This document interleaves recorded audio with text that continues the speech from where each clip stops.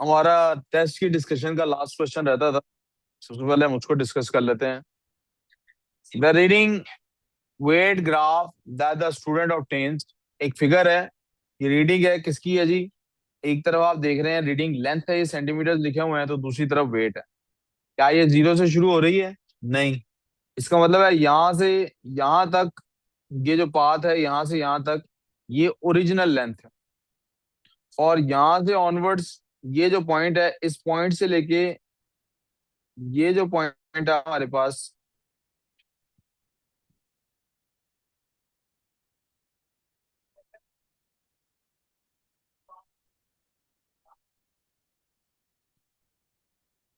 ये जो हमारे पास पॉइंट आ रहा है यहां से लेके यहां तक, ये सारी एक्सटेंशन है।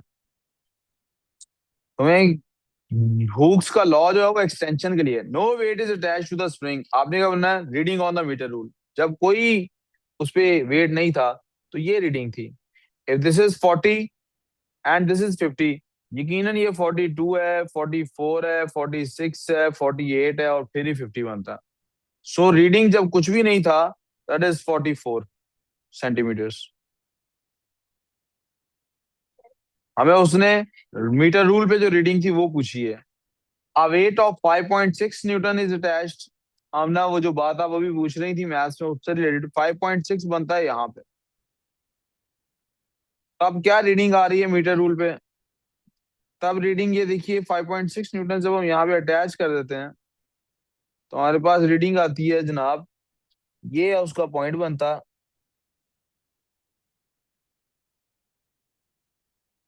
और ये कहीं यहाँ पे अगर मैं स्केल के साथ इसको अटैच करूं तो ये मेरे पास कहीं यहाँ कहीं ये पॉइंट आता है, और ये स्केल के साथ ही अटैच कीजिएगा। दैट्स 62 और 64 के दरमियान, यानी 63 न्यूटन, 63 सेंटीमीटर रीडिंग है।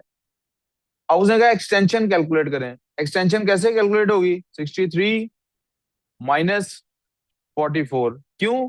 क्योंकि एक्सटेंशन होती है new length minus original length. New length 63 है, उसमें से 64 जब माइनस करते हैं तो आपके पास आंसर बचता है 19 centimetre.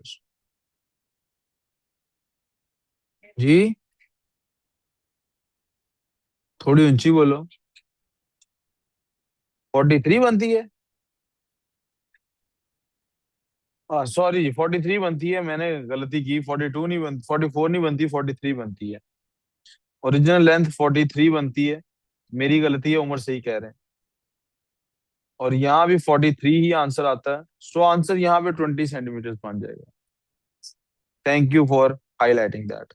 Using the values found in A, calculate the spring constant of the spring.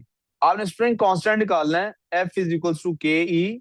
के की वैल्यू फाइंड करनी है।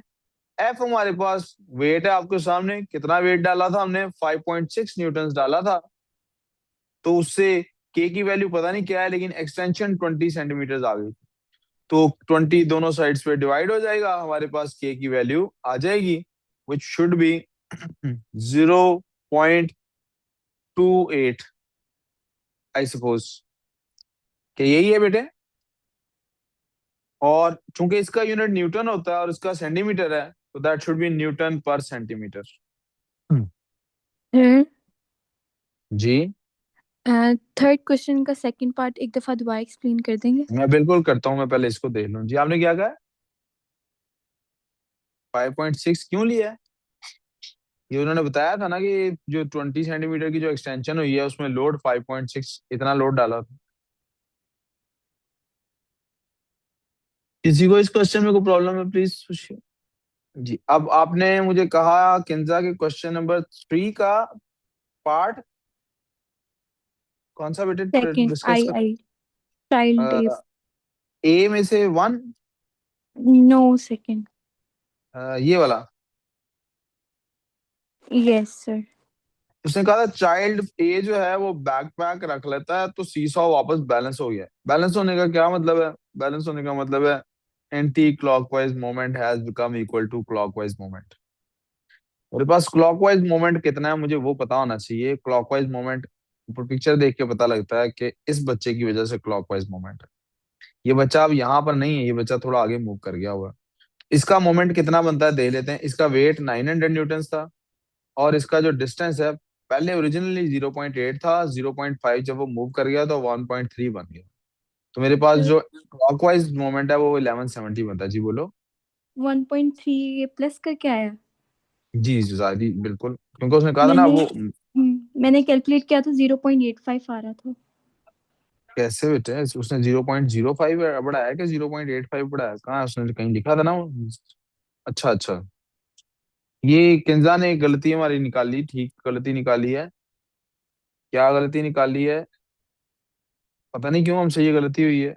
0.80 मीटर था डिस्टेंस, तो 0.5 मीटर नहीं वो उधर गया था, वो 0.05 मीटर उधर गया था। कितना उधर गया था, 0 पॉइंट। ये प्लीज आप चेक कर लीजिएगा, फिर चेकिंग में ये बाकियों की भी गलती हुई होगी। तो फिर यहाँ पर ये जो वैल्यू बनती है, दिस इज नॉट 1.3, ये वैल्यू बनेगी 0.85 मीटर्स। उससे हमारी ये वैल्यू सारी चेंज हो जाएगी। 9 5 जार 45, 4 कैरी, 9 8 जार 72 और 4 76, 765 न्यूटन मीटर वैल्यू बनती है एंटी क्लॉकवाइज टॉर्क की, सॉरी क्लॉकवाइज टॉर्क की। क्लॉकवाइज मोमेंट कितना बनता है, 765 कितना बनता है। और एंटी क्लॉकवाइज भी फिर उतना ही होना चाहिए। So, यहाँ पे 765 पुट करेंगे, और उसका क्योंकि अपना डिस्टेंस तो नहीं उसने चेंज किया ना, तो 1.6 था, 1.6 दोनों साइड पे डिवाइड करेंगे जरा प्लीज। 765 को 1.6 पे डिवाइड कीजिएगा। 765 को डिवाइड कीजिएगा प्लीज। सर मुझे इस वाले पार्ट की समझ नहीं आई थी कि आपने 1.6 से डिवाइड क्यों किया। अच्छा, देखो, अब अगर क्लॉकवाइज 765 निकला है न्यूटन मीटर, तो एंटी क्लॉकवाइज भी तो 765 ही निकलेगा ना, तभी तो बैलेंस होगा। Yes sir. अब उसका जो वेट है, उसका वेट पहले था 450 न्यूटन, 450 न्यूटन था। क्या उसका वेट अब बड़ा नहीं है बैग पैक पहनने की वजह यस। से? तो वो डब्ल्यू लिख लिया मैंने। अब डिस्टेंस तो नहीं उसका चेंज हुआ ना, 1.6 मीटर था, 1.6 मीटर ही है अभी भी। तो डिस्टेंस वही, दोनों साइड पे 1.6 को डिवाइड कर दूंगा डब्ल्यू की वैल्यू फाइंड करने के लिए। अब बोले जी क्या वैल्यू निकलती है डब्ल्यू की, 478.125 न्यूटन। समझ आई किंजा यहाँ तक बेटे? यस सर आगे। अब जब ये वेट निकल आया हमारे पास, तो इस वेट को जब हम यहाँ पुट करेंगे, क्या वैल्यू थी दोबारा बताना बेटे? 478.125, यही थी, divided by 9.8, divide by 1 to 9.8 कीजिएगा जरा। 48 पॉइंट, मुंतहा ये कह रहे हैं कि हम ऑफ टाइम पे डिसाइड करेंगे, मैंने हो, इन्होंने नहीं करना, वो भी 48.788, ये किलोग्राम्स में उसका वजन आता है, ये वजन आता है। गलत है भाई, ये नहीं वजन आता बेटे, गलत है, गलती पे गलती करी जा रहे हैं। सुने बेटे, सुने सुने, ये तो टोटल वेट है ना बेटे। अभी हमें वो भी तो निकालना है, हमें बैकपैक का मैच निकालना था। किसका निकालना था? तो बैकपैक का जो वेट है वो बच्चे के वेट से माइनस करने के बाद ही निकलेगा। तो न्यू वेट को ओरिजिनल वेट माइनस करेंगे तभी निकलेगा। न्यू वेट है 478.125, ओरिजिनल कितना था बच्चे का, 450। आंसर क्या आता है, 28.125 आता है बेटे। इसको 9.8 पे डिवाइड करना, 28.2.89, ये बेटे हमारा आंसर। किसी को अगर कोई प्रॉब्लम है, आमना आपने भी कल की क्लास में थी, मेरा ख्याल ये क्वेश्चन आपने भी देखा ही होगा कैसे हमने किया, गलत कल की थी कैलकुलेशन। हमने यस ये सर। वैल्यू गई गलत ले ली थी, आई होप आपको समझ आ गई होगी।